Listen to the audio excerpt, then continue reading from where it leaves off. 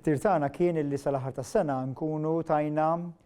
il-booster lil nofs il-popolazzjoni adulta Maltija. Dan it-tir jidher illi għax fil-ġranet li ġejjin bejn għada u pitada ħankunu fil-fatt tajna l-booster lil 50% tal-adulti fuq 18 sena. Da jfisser illi issa nistgħu il-benefiċċju tal-booster anke nibdew nsarfuh anke fil-żmien tal-kwarantina. Fil-verità minn nhar it-tnejn dawk il-persuni illi jkunu pożittivi għal COVID ħannaqsu l-kwarantina tagħhom minn 14 ġurnata għal 10 ijiem jekk ikunu ħadu l-booster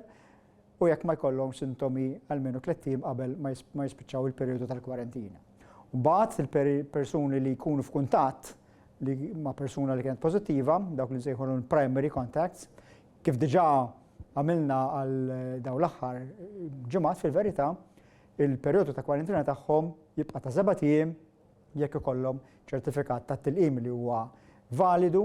u jekk fis-7 ġurnata jieħdu test li jkun negattiv. Għal dawk il-persuni mbagħad li jkunu secondary contacts, jiġifieri dawk il-persuni li sallu ma xiexu f'residenza ma' persuna illi kien kuntatt kellhom ukoll jagħmlu kwarantina,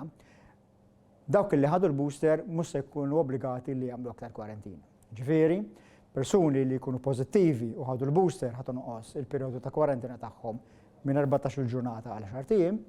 persuni li jkunu f'kuntatt ma' xi ħadd pożittiv illi għandhom ċertifikat tal-vaċċin li huwa validu ħajkollhom bżonn jagħmlu 7 ijiem kwarantina, persuni li kienu f'kuntatt ma' daw it-tip ta' persuni, mal-primary contacts li sallu kienu wkoll obbligati jagħmlu kwarantina, issa jekk ħadu l-booster mhux se jibqgħu jkollhom bżonn jagħmlu kwarantina. Irrid ngħid ukoll illi il-rata ta' tilqim sejra tajjeb ħafna u